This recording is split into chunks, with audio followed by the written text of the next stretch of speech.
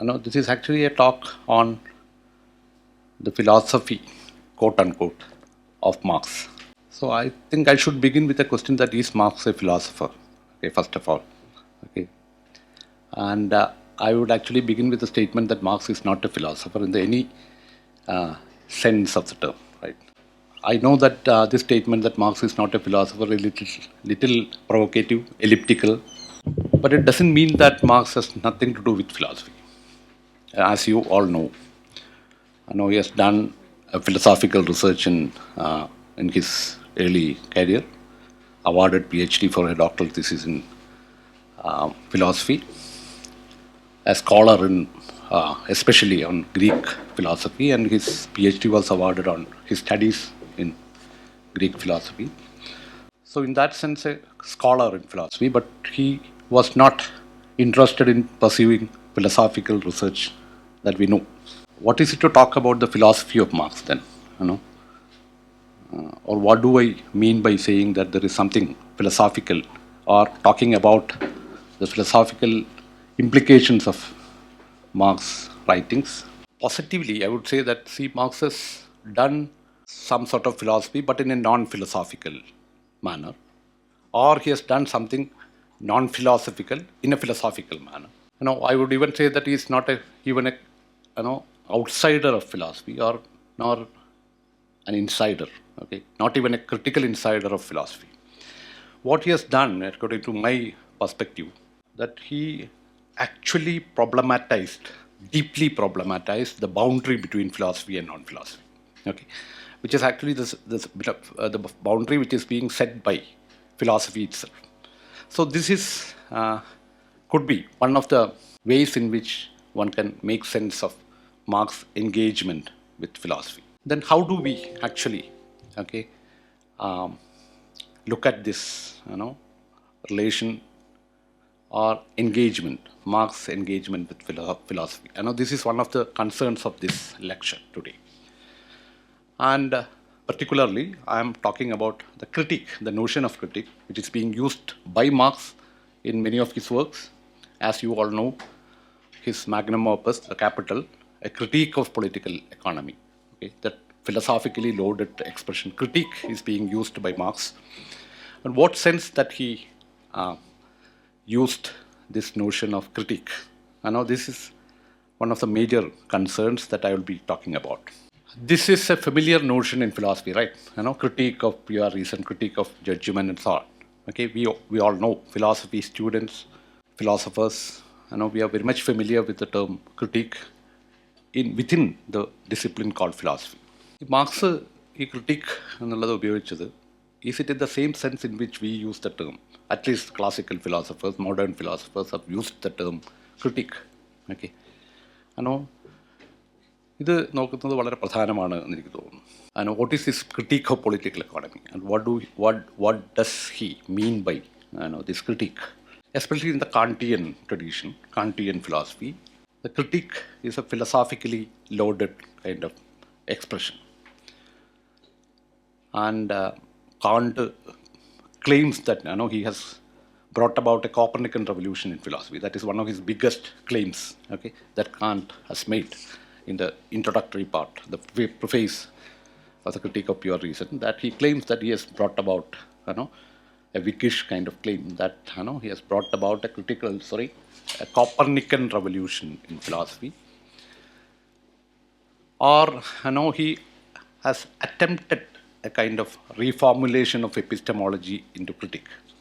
The basic question that he discussed was not what is knowledge, but what are the foundations, what are the conditions, okay, of possibility of knowledge. So a new question was raised. Marx, of course, so critique in the Kantian sense is a kind of inquiry into the conditions of possibility of knowledge. The question is not what knowledge is, but what are the conditions that make knowledge possible. This is what the spirit of Kantian kind of thinking. Whereas in Marx, I would say that Marx has brought about another Copernican revolution in thinking. Copernican revolution in the sense that, unlike the Kantian subject, okay, the Copernican center for Marx is subject as history. Okay, an embodied subject, the subject as history.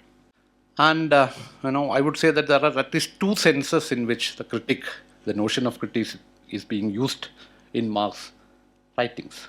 On the one hand, critique implies a kind of inquiry into the conditions of possibility, but the conditions of possibility are not a priori conditions of possibility, but a historical a priori, to use a Foucauldian jargon. And it's a kind of inquiry into the historical a priori conditions of some ideas or whatever. Okay. So in Foucault we would say that it's a kind of archaeological kind of inquiry, digging out the conditions of possibility of something, whereas Marx is also interested in a kind of archaeology, I would say, an archaeology of capitalism or whatever, digging out the conditions, the historical a priori conditions of what he calls the capital, the idea of capital or the notion of capital, or the phenomenon called capital. So this is partly, in a sense, a kind of critique. So by critique of political economy, this kind of gesture is already, I to my mind, it is implied in his project of inquiring into the system of capital, means he was actually doing some kind of digging out the conditions of, the historical a priori conditions of possibility of what we call the capital. And the second sense in which the critique is being used by Marx is, in the sense of critical theory. The concern is not just understanding something, but to change something. The famous statement made by Marx in Thesis on Feuerbach, the 11th thesis, that philosophers have only interpreted the world in many ways, but the point is to change it. And this actually represents the spirit of his critique, that he was not interested in some kind of contemplation or kind of representation of what reality is or whatever, the philosophical kind of inquiry, whereas he was interested in not just understanding something but to change something. Okay, so theory becoming a critical kind of praxis, or theory has become something, a revolutionary praxis. Again, an expression used by Marx himself, that a revolutionary kind of praxis. The point is to change, not just to understand the situation. Whatever the situation may be, like capitalism or whatever, your interest is not just understanding a situation, but to change the situation. Okay? Or your interest is not just to understand what we are, but to refute what we are, or to resist what we are, or to change what we are.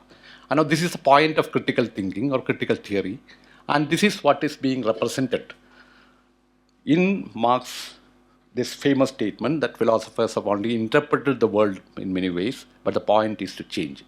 Okay.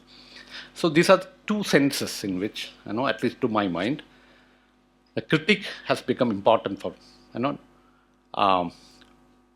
understand Marx, philosophical gesture.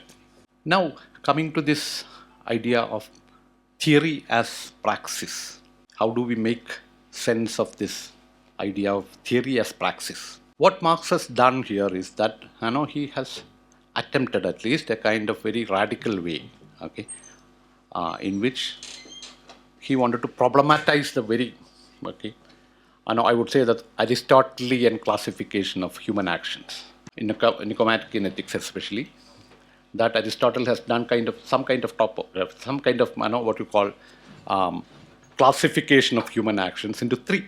Okay, philosophy students are familiar with this ways. This is the Aristotelian classification of human actions. Human actions are being classified by Aristotle into three. That one is praxis, and another expression which is being used by Aristotle is poiesis and theoria. These are the three terms used in Aristotle's Nicomachean Ethics to a kind of classification of human actions, that humans basically, as far as Aristotle is concerned, perform three kinds of actions, right? Basically, one is a kind of making in the sense that, not in the sense in which we use the term making, production in the modern sense, but Aristotle's point is that, see, human being is basically is a being of praxis, in the sense that, there are 3 points here. One is you are engaged in some kind of activity of making something, producing something, okay, constructing something. Number 1. And secondly, non-productive kind of actions, right? Like, your actions, for example, your ethical kind of actions or political actions, okay, which are not directly related to the activity of production or making, okay, but actions which are not strictly productive, related mostly to the domain of ethics, politics, and so on, okay. So these actions are being called, categorized by Aristotle as praxis, okay, Praxis. And so there is a significant difference between poiesis and praxis. Poiesis is a making kind of thing, okay, creative, productive in the modern sense, okay, making something, okay, some objective material kind of production. Whereas praxis is not strictly a material kind of productive kind of activity, but again, it is an action where you are engaged in some kind of, ethical or political kind of action. Theoria, has something to do with knowing, okay. Apart from these 2, human beings are engaged in a kind of activity of knowing something, okay, theoria, okay, or you are interested in finding out the truth, okay, of a situation or whatever, okay, some kind of knowing, epistemic kind of activity. These are the 3 ways in which human actions are being classified in Aristotelian and Nicomachean ethics, okay. Now, my point is that Marx has actually, deeply problematized this kind of classification of human actions into making, okay, self-making, and a kind of knowing. And he has actually used the term praxis, especially in his early writings, economic and philosophical manuscripts, and his studies on Feuerbach. He has specifically used this expression praxis, okay, and in such a manner that this classification gets problematized. And he has used it as the species activity of human beings, okay. So praxis actually captures the species being of human, okay, the species activities of human, which is actually manifested in making, okay, in doing, making, and also in knowing, So this is something which is a radical move, okay, in Marx, especially in his early writings, okay. എന്താണ് ഇത് സത്യത്തിൽ marks was, as we all no, he was not interested in pursuing philosophical research and doing these kinds of conceptual analysis and so on. Philosophy ചെയ്യുന്നത് അതാണ്, നമ്മൾ conceptual analysis ചെയ്യാം. മാർക്സിന് അത് താല്പര്യം ഉണ്ടായിരുന്നില്ലെന്ന് നമുക്കറിയാം. മാർക്സ് അത് തന്നെയാണ് പറയുന്ന ഒരു കാര്യം. കാരണം ഫിലോസഫിക്കൽ തിങ്കിങ് എന്ന് പറയുന്നത് അവസാന വിശകലനത്തിൽ എന്താണ്, അതിൻ്റെ അണ്ടർസ്റ്റാൻഡിങ് ആണ്. പക്ഷേ എൻ്റെ പോയിൻ്റ് അതല്ല, എൻ്റെ പോയിൻ്റ് ചേഞ്ചിങ് ആണ് എന്നുള്ളതാണ്. സോ ആ കൈൻഡ് ഓഫ് അവിടെ ഒരു ഗുഡ് ബൈ ഉണ്ട് ഒരർത്ഥത്തിൽ, ഓക്കെ. ഫിലോസഫിയിൽ നിന്നുള്ളൊരു മുറിഞ്ഞു പോരൽ അവിടെ ഉണ്ട്. അതിനുശേഷമുള്ള മാർക്സിൻ്റെ വർക്കുകളിലൊന്നും philosophy in capital or in his political writings, he was not, much interested in doing some kind of philosophical, conceptual kind of analysis. Perhaps in his early intellectual, early period of his intellectual career, when he was a Hegelian, okay, ആ സമയത്ത് മാത്രമാണ് philosophy നമ്മൾ കാണുന്നത്. ബാക്കിയുള്ളതിൽ ഒട്ടുമില്ല എന്നല്ല ഞാൻ പറഞ്ഞത്, പക്ഷേ ആ ഒരു ഫിലോസോഫിക്കൽ അനാലിസിസ് കാണുന്നില്ല. എന്തുകൊണ്ടാണ് അത് എന്നുള്ളതിൻ്റെ ഒരു 2 കാര്യങ്ങളാണ് ഞാൻ പറഞ്ഞത്. ബിക്കോസ് ഒന്ന് ക്രിട്ടീക്ക് എന്നുള്ള ഒരു ഐഡിയ ആണ് അതിൽ കാണുന്നത്. മറ്റൊന്ന് ഈ ഹ്യൂമൻ ആക്ഷൻസിനെ ഈ രീതിയിൽ കാണുക എന്നുള്ളതാണ്. പ്രാക്സിസിനെ അടിസ്ഥാനപ്പെടുത്തിയിട്ടുള്ള ഒന്നായിട്ട് ഹ്യൂമൻ ബീയിങ്ങിനെ. So praxis actually captures the historicity of human being, okay, the historicity of human being. അതിനുശേഷം ഇപ്പോൾ തിസിസ് ഓൺ ഫെയർബാഗ് ഒക്കെ എഴുതുന്നതിന് ശേഷം he was more interested in economics. He was more interested in the activity of making, okay, കാരണം making ആണ് ഒരു പ്രധാനപ്പെട്ട ഒരു കൺസേൺ ആയിട്ട് ഓക്കെ മാർക്സിൽ വരുന്നത്. അതായത് making in the sense of production, okay, making in the sense of commodity production, making in the sense of material production, producing something. So he was actually more interested in the activity of making, okay, a kind of analysis of making. മാർക്സിനെതിരെയുള്ള ഒരു പ്രധാനപ്പെട്ട ഒരു criticism ഒരു പക്ഷേ അതായിരിക്കും. He was trying to reduce all the other activities of human being to the activity of making, a kind of economic determinism, productivism or whatever, that the productive activity of human is being taken as a fundamental, base structural kind of activity. And there is a charge of economic determinism or economic reductionism in Marx writings. Okay? അതവിടെ ഉണ്ട്. പക്ഷേ my point is that why he was actually so much worried about making. Okay? That was not because of any kind of other reasons, but I would say that he was actually looking at a particular social system where making is the primary kind of thing. അത് മാർക്സിൻ്റെ ഒരു ഇതല്ല. അത് marks making വളരെ പ്രധാനമാണ് എന്ന് പറയുന്നതിനേക്കാൾ he was actually interested in analyzing a social, specific historical social system where making has become a primary kind of thing. He was confronting a system where making is the primary kind of thing. Okay? Whereas Aristotle, this thing is a different. Okay? Whereas here, coming to the socio-historical kind of analysis, he has taken making, poiesis, okay, in the modern sense, the productive activity is being taken as a basic, fundamental kind of thing. ഇത് വളരെ പ്രധാനമാണെന്ന് പറയാനുള്ളൊരു കാരണം economic determinism അവിടെ ആ charge അവിടെ നിലനിൽക്കില്ല. ചിലപ്പം എല്ലാത്തിൻ്റെയും അടിസ്ഥാനം എക്കണോമിക്സ് ആണ് എന്നുള്ള ഒരു വാദം മാർക്സിൽ ഉന്നയിക്കാൻ കഴിയില്ല. Marx is being interpreted by many, okay, as an economic determinist, having a kind of base structure and superstructure, everything superstructural can be reduced to the base structural activities, which is based on production.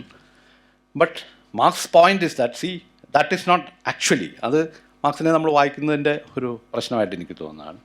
മാർക്സിൻ്റെ ഒരു focus ഇതായിരുന്നു. കാരണം marks confront ചെയ്ത സിസ്റ്റത്തിൽ making ആണ് പ്രധാനപ്പെട്ടത്.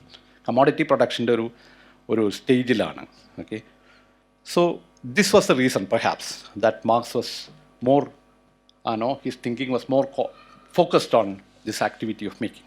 മാത്രമല്ല അതിൽ interestingly in his early writings, right, Economic and Philosophical Manuscript, which was not published by Marx, which was published after the death of Marx, okay, EPM, Economic and Philosophical Manuscript, where he was doing some kind of philosophical anthropology. അവിടെ നമ്മൾ നോക്കുകയാണെങ്കിൽ he was trying to look at the activity of making or production or labor, for example, as a free creative activity of human body. This is a very important point as far as Marx thinking is concerned. Making is being taken as a free creative activity of human body, expression of human body. ഇത് മാർക്സിൻ്റെ economic and philosophical മാനസ്ക്രിപ്റ്റ്സിൽ നോക്കിക്കഴിഞ്ഞാൽ ഇതൊരു വളരെ പ്രധാനപ്പെട്ട സാധനമാണ്. How does making become a domain of freedom, creativity and so on. Okay? See, ഇത് എന്താണെന്നുള്ളത് ഞാൻ കുറച്ച് വായിക്കാനും പഠിക്കാനും ശ്രമിച്ചിട്ടുള്ളൊരു കാര്യമാണ് economic and philosophical manuscripts of early writings of marks. Okay? Where he was pushing forward this particular argument that labor has to be taken as a free creative expression of human body. And to my mind, this is actually a response to a critical response to the Greek concept of labor. Okay, where labor is not an activity of, it is not an expression of freedom, whereas it is an expression of necessity. Okay, ലേബറിനെ ഒരു Greek സങ്കല്പം അനുസരിച്ച് labour എന്ന് പറയുന്നതിനെ ഒരു free creative activity ആയിട്ടല്ല കാണുന്നത്. അതുകൊണ്ടാണ് labourers, അന്നത്തെ sleeves, were not treated as human beings, okay, or they were not treated as citizens. They were excluded from the city state. The very idea of human as a political animal. Okay, why? Because activity of production, where these slaves are directly engaged in, is not an activity which makes a human being a human being distinct from other animals. മനുഷ്യരെ മൃഗങ്ങളിൽ നിന്ന് വ്യത്യസ്തമാക്കുന്ന ഒരു ആക്ടല്ല labour എന്നുള്ളതാണ് അന്നത്തെ ഒരു സങ്കല്പം. According to the Greek concept of labour is something which is to be understood in terms of the domain of necessity, not in terms of the and freedom, because laboring means what? A laboring body is an animal body. മനുഷ്യർ മാത്രമല്ല labour, മൃഗങ്ങളൊക്കെ labour ചെയ്യുന്നു. Labouring ബോഡിയാണ്. Labouring body in the sense that you are engage in some kind of activities which is actually confined to the domain of necessity for the subsistence. Okay, നിങ്ങളുടെ ജീവസന്ധാരണത്തിന് വേണ്ടി നമ്മൾ ചെയ്യുന്ന പ്രവൃത്തിയാണ് ലേബർ. അപ്പം മൃഗങ്ങൾ ഭക്ഷണം കണ്ടെത്തുന്നതോ അല്ലെങ്കിൽ കൂട് വയ്ക്കുന്നതോ, മാർക്സ് അതിനെപ്പറ്റി ഡിസ്കസ് ചെയ്യുന്നുണ്ട്, വളരെ എലാബറേറ്റ് ആയിട്ട് ഡിസ്കസ് ചെയ്യുന്നുണ്ട്. കിളികൾ കൂട് വയ്ക്കുന്നതും മനുഷ്യർ പ്രൊഡ്യൂസ് ചെയ്യുന്നതും തമ്മിലുള്ള വ്യത്യാസം എന്ത് എന്നുള്ള ഒരു പ്രധാനപ്പെട്ട ഡിസ്കഷൻ തന്നെയുണ്ട് മാർക്സ്. ഒരു ചിലന്തി വല നെയ്യുന്നത്. So all these activities in a very important sense, according to the Greek conception of are instances of labouring, okay, which is actually not specifically a human activity, or it is not something which makes human different from animals. Okay, so there is a kind of animality is expressed in labor. Okay, this is a Greek notion of labor. A kind of repetitive temporality is expressed in the concept of in the notion of labor. Okay, Marx was actually responding to this Greek concept of labor by arguing that it is not the case, because labor has to be understood as a free creative activity of human body. And this criticism or this response is something which is very important when you try to make sense of Marx philosophical. നമ്മൾ നേരത്തെ പറഞ്ഞു, ഈ marks confront ചെയ്തൊരു system എന്ന് പറയുന്നത് ഇപ്പം നമ്മൾ capitalist എന്നൊക്കെ വിളിക്കുന്ന ഒരു early stage of capitalism that he was confronting were making is the primary base structural kind of activity, where what happens is that, see, Marx at a point, especially in his early writings, he discusses the notion of alienation. Okay, അന്യവൽക്കരണം എന്ന് നമ്മൾ മലയാളത്തിൽ പറയാം. ഇതാണ് മാർക്സിൻ്റെ ഏറ്റവും പ്രധാനപ്പെട്ട concern ഉണ്ടായിരുന്നത്. Because the activity of labour or activity of making, okay, as well as marks is concerned, it is free creative expression of human body. But this freedom and creativity is denied in such a manner that the products of your labor have become alienated from the laborer. This is his point, main point. Capitalism-ത്തിൽ സംഭവിക്കുന്ന ഒരു കാര്യം എന്ന് പറയുന്നത്, ഈ free creative ആയിട്ടുള്ള activity of labour എന്ന് പറയുന്നത് it has become objectified, commodified. The labor has become an independent, autonomous kind of thing. The commodity in the form of commodities, and commodities actually determine your life. അല്ലേ? നിങ്ങളുണ്ടാക്കുന്ന വസ്തുക്കൾ നിങ്ങളെ തന്നെ ഭരിക്കുന്ന ഒന്നായിട്ട് മാറുന്നു, നിങ്ങളെ തന്നെ ഡിറ്റർമിൻ ചെയ്യും. നിങ്ങളുടെ ഫ്രീ ആക്ഷനിലൂടെ പുറത്തു വന്ന ഉൽപ്പന്നങ്ങൾ നിങ്ങളെ തന്നെ ഭരിക്കുന്ന രീതിയിൽ നിങ്ങളെ ഫ്രീ അല്ലാതാക്കുന്ന ഒരു സിറ്റുവേഷനിലേക്ക്. So okay, the freedom in a capitalist system paradoxically implies a state of unfreedom. Okay, this is a contradiction that he was confronting with through the phenomenon, okay, analysis of the phenomenon called alienation.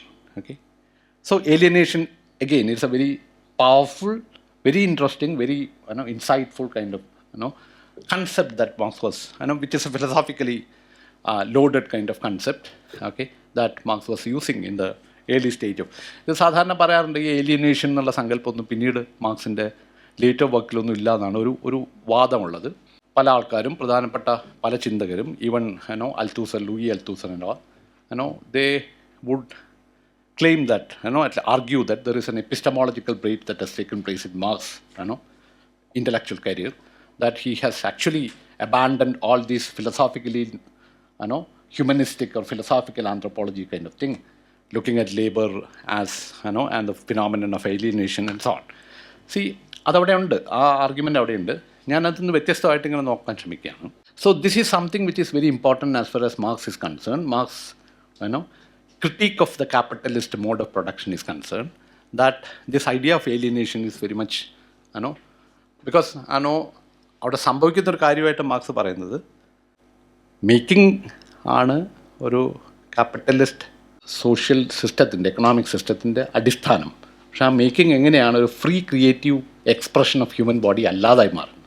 Okay, how does this particular activity become alienated?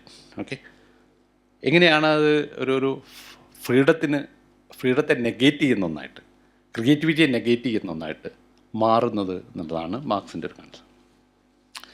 So precisely, Marx would say that there is a kind of inversion that has taken place. Okay?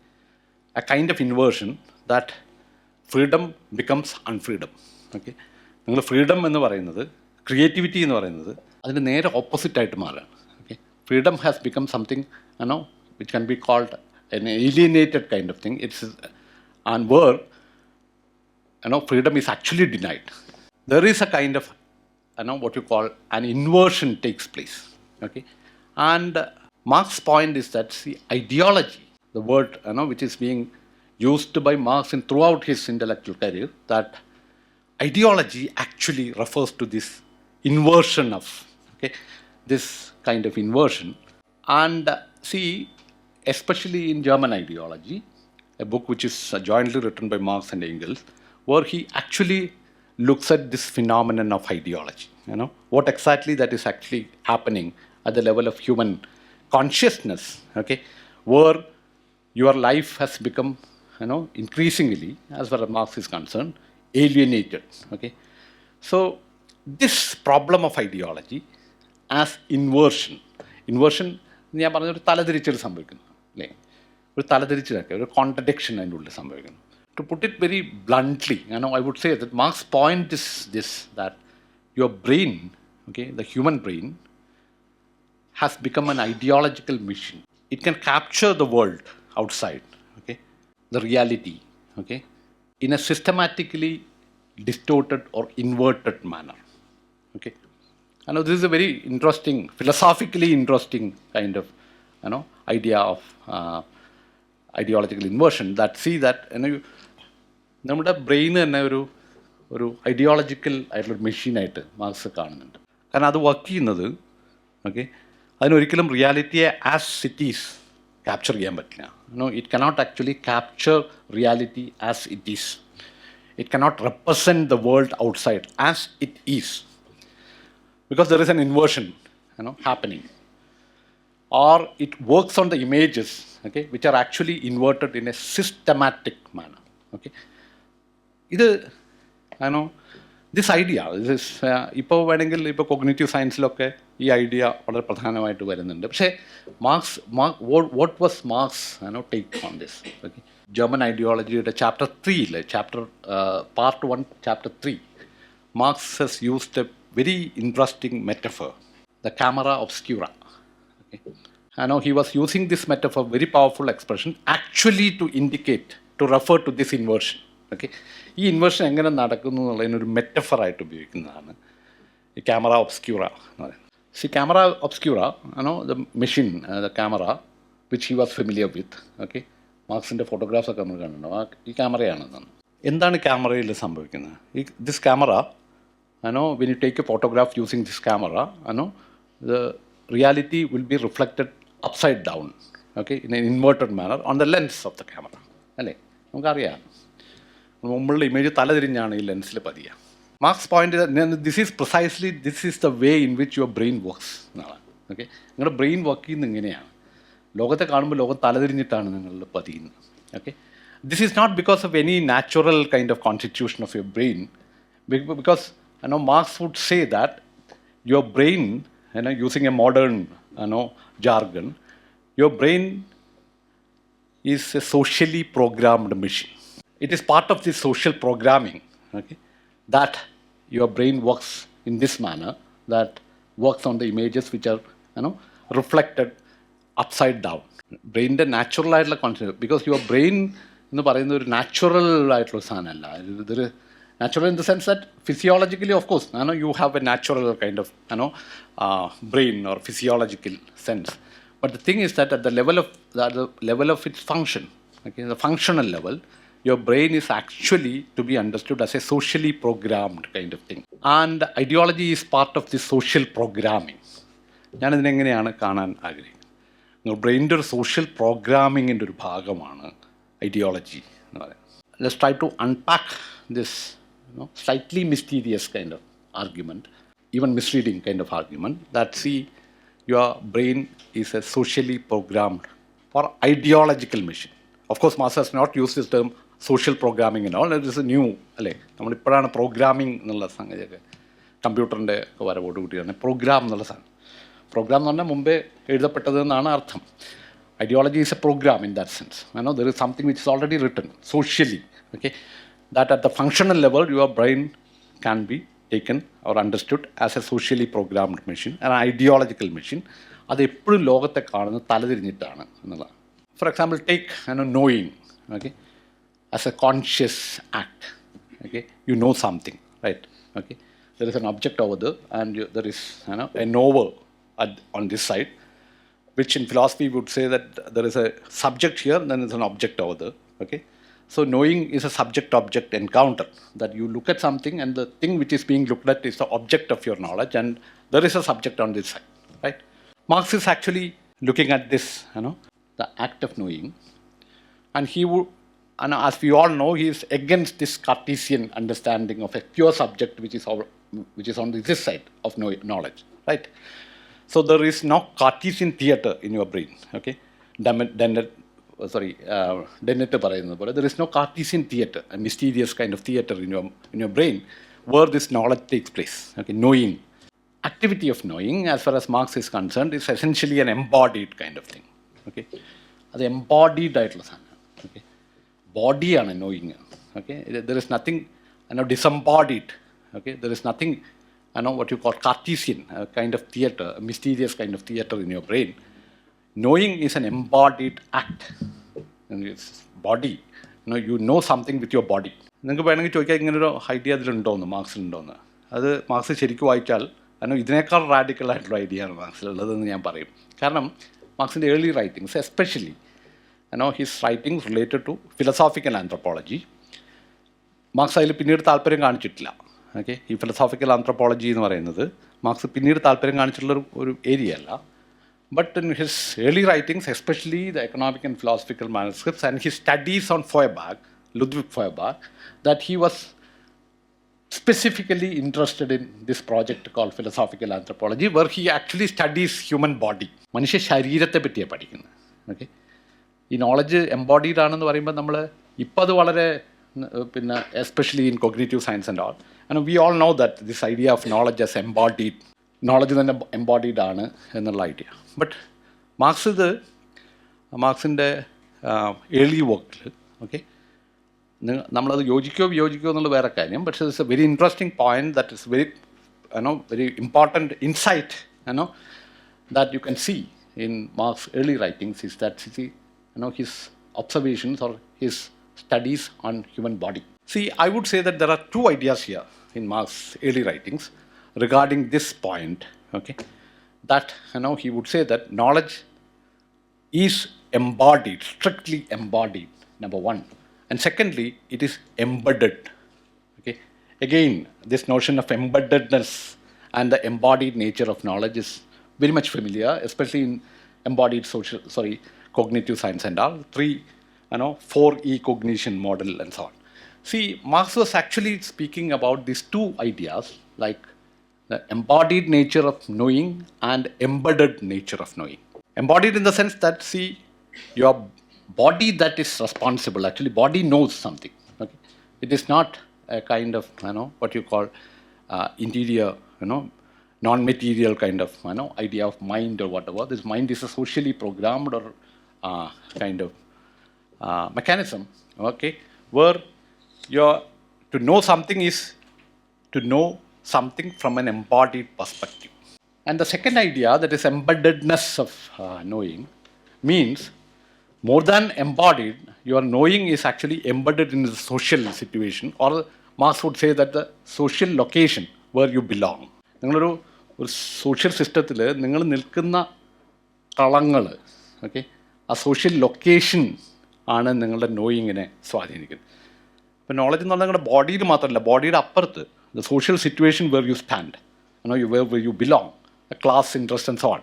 So knowing is an activity which is actually biased towards the interest of the social location where you actually belong.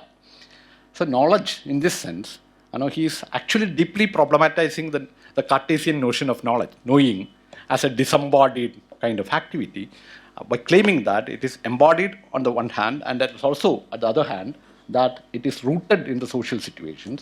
Okay, you know something, means you know from an embedded perspective.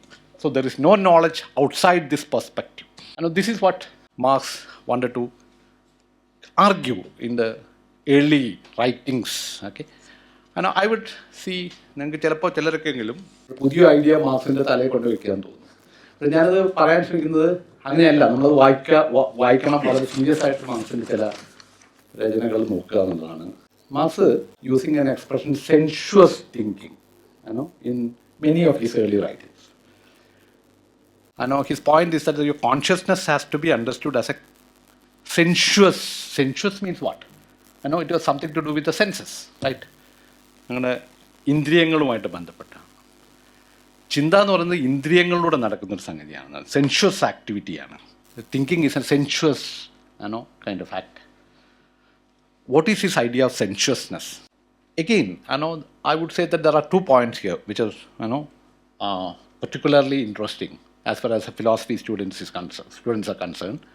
What is it to say that your conscious acts are sensuous action, sensuous kind of activities? That he would say that your cognitive apparatus, does not work independently of the senses, because it has senses at the very, in the first place. നിങ്ങളുടെ cognitive apparatus work ചെയ്യുന്നത് ഇന്ദ്രിയങ്ങളെ ആശ്രയിക്കാത്ത ഒരു തരത്തിലല്ല.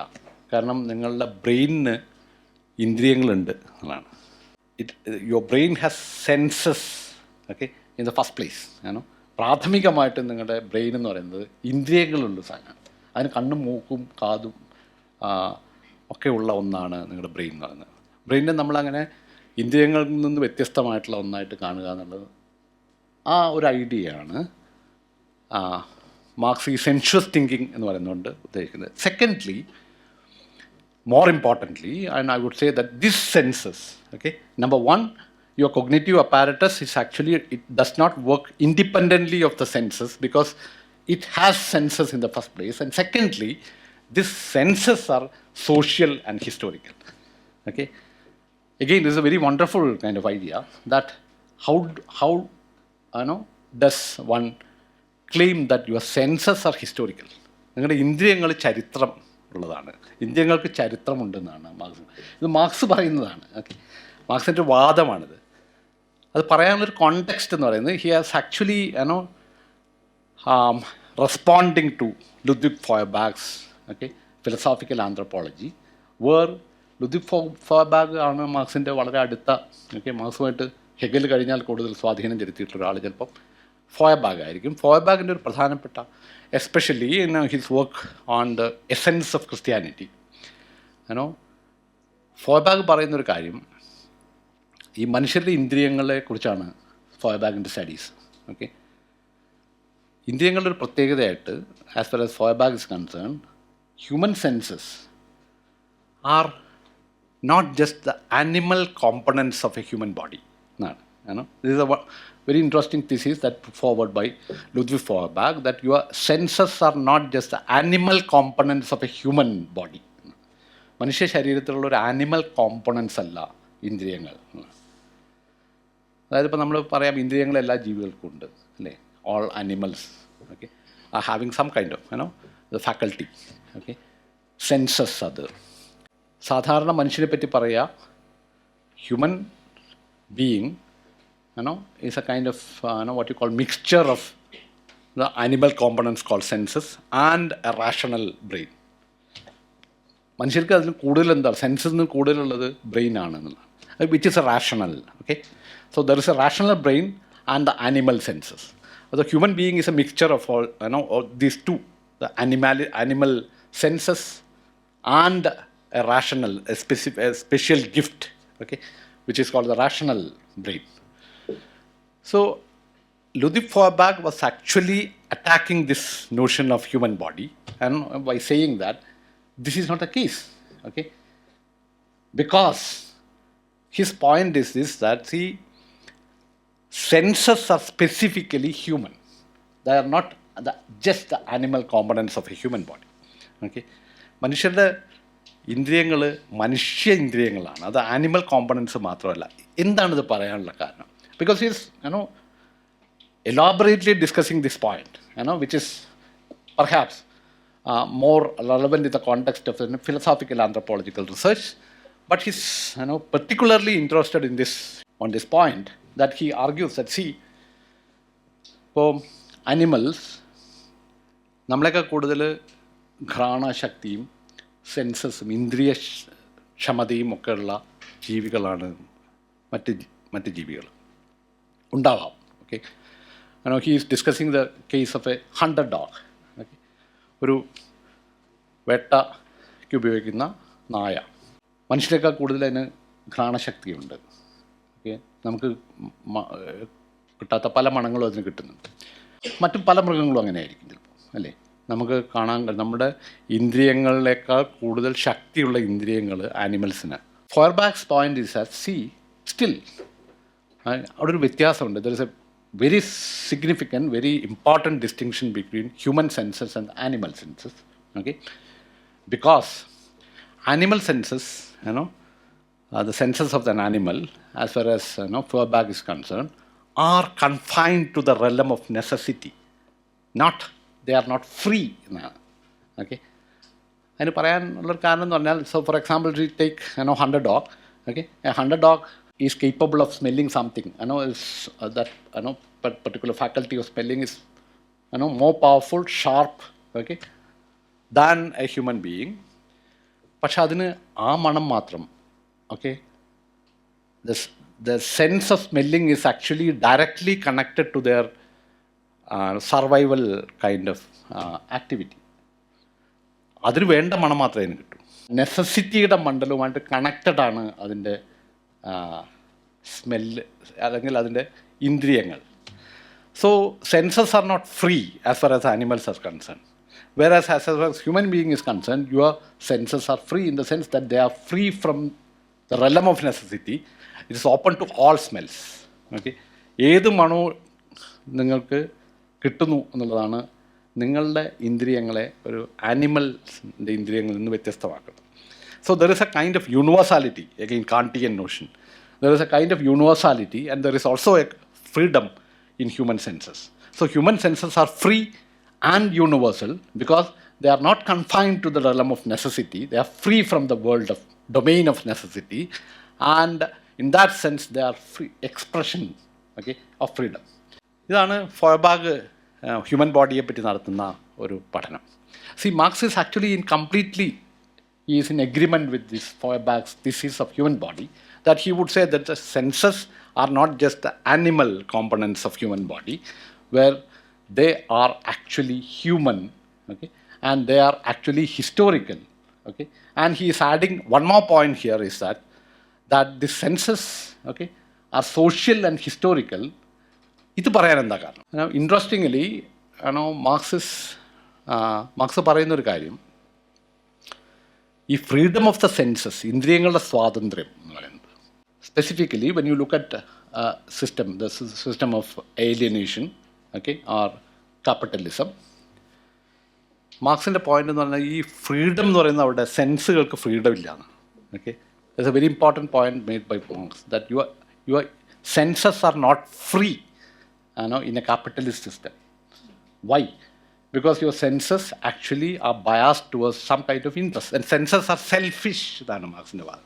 നിങ്ങളുടെ census സെൽഫിഷാണ്. They are mediated or they are biased towards some of your interest of social location where you stand. Okay, Marxist ഇത് ഒരു class society ആയിട്ട് ബന്ധപ്പെട്ടിട്ടാണ് പറയുന്നത്. But you can take some examples from the recent kind of. See, you look at something as beautiful and you identify beauty with whiteness.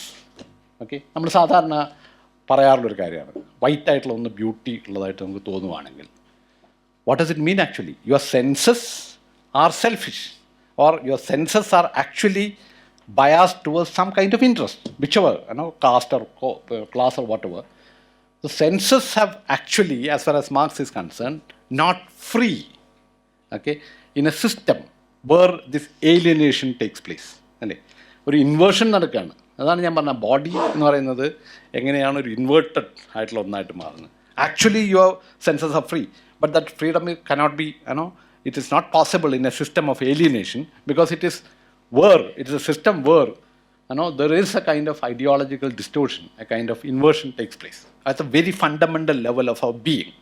So Marx's point is that അത് എത്രത്തോളം romantic ആണ്, യുട്ടോപ്പിയൻ ആണ് എന്നുള്ളതൊക്കെ വേറെ കാര്യം. ഞാൻ പറഞ്ഞത്, so his idea of communism, Marx would say that communism is actually it's a liberation of senses എന്നാണ് മാർക്സിൻ്റെ വാദം. മനുഷ്യരുടെ ഇന്ദ്രിയങ്ങളുടെ സ്വാതന്ത്ര്യ പ്രഖ്യാപനമാണ് കമ്മ്യൂണിസം എന്നാണ്.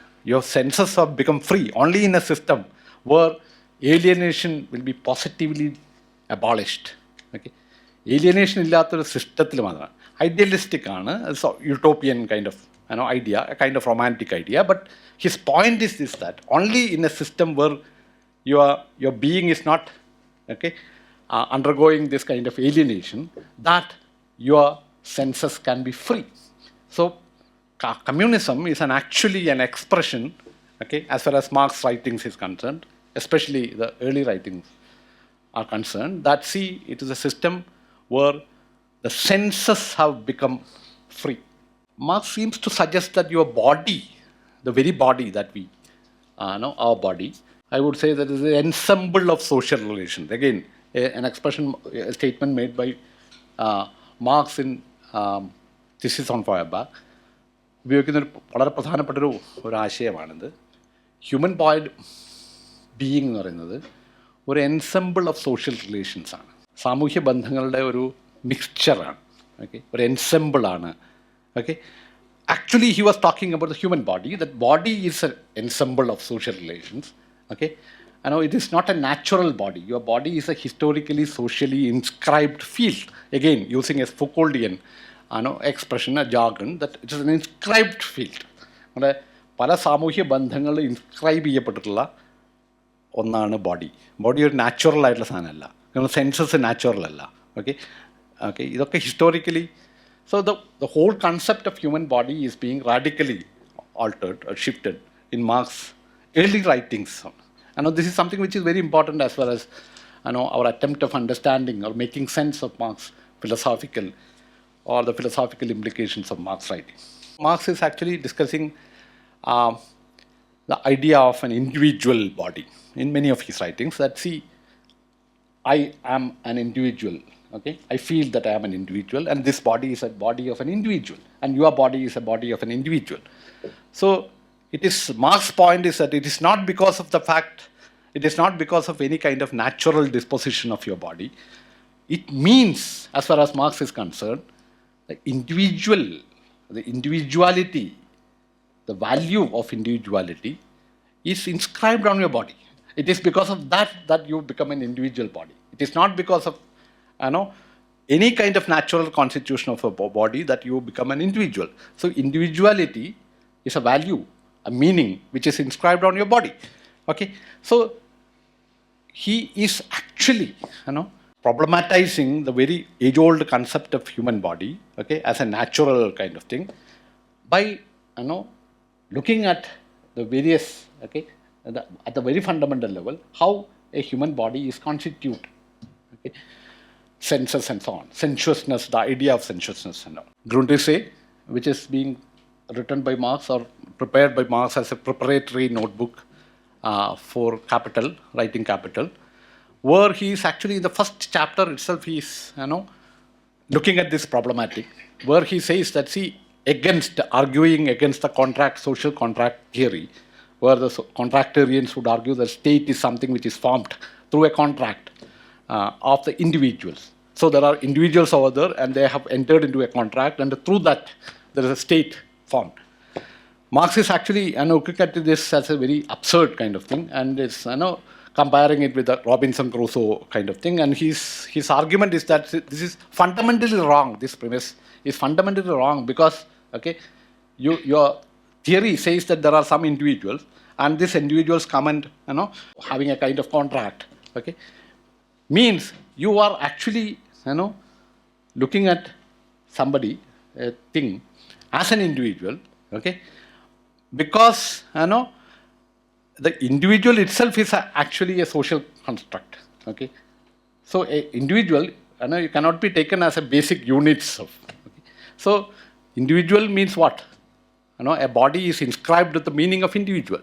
Okay, the meaning of individuality, the value of individuality, which Marx would say that it is a product of early stage of capitalism from the 16th century onwards. And this is his main argument against the contract theory, or the contractarian theory, okay, social contract idea, and so on. So this is something which is there throughout in Marx, writings on this particular idea of human body, human being, individual, and so on. If this is the case, then ideology, as far as Marx is concerned, is not a matter of false representation. It is not just a false representation or false consciousness. Okay? It is perhaps not even a matter of how we think, but how we are. Okay? This is a representation. Ideology means, okay, it actually refers to a situation of what you are, not what you think. Perhaps, some scholars would interpret it as in this manner, that it is not an ideology. Sorry, ideology is not an epistemological problem at all. Okay, epistemological problem means what? It's a problem of knowing. Okay, there is a break in your encounter with the object. Okay, the object is being represented in an inverted manner at your brain. So this is being understood as a epistemic or epistemological problem. But here, when you look at this kind of implications of Marx writings, it's clear that Marx is not using it in that epistemic or epistemological sense, because it is a part of our living. It is not a matter of what you think or how we think, but how we are in a capitalist, in a system of alienation. And Althusser and other thinkers would say that it is a matter of interpellation, that ideology is a representation of how individuals are being interpellated as subjects. It is a property of, it is a matter of interpellation. Okay, fine. For example, take Marx, and again, coming back to Marx, take liberal ideology. The liberal ideology is the liberal ideology. Okay? Liberal ideology means what? We all think that we are free. Okay? Basically, we are free. Free individuals. That's liberal ideology. Theory it's a lived situation where we all think that we are free individuals. This is not just a matter of false representation. Okay? Marx would say that this is not a false, illusory kind of thing. I am a free individual. It's an illusion. Epistemological problem. It is not a matter of knowing. Okay? It is not a matter of wrong, distorted knowledge that I am a free individual. പിന്നെ എന്തായിരിക്കും അത്?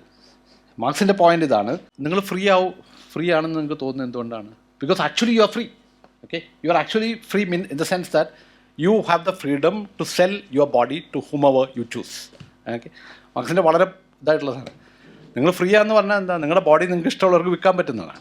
Okay, you are free, okay, to sell your labor power to whomever you choose. Okay, this is the meaning of freedom. Okay, Marx's vaadadana. Freedom is not a matter of kind of false thinking or false consciousness. This is a situation where you are living.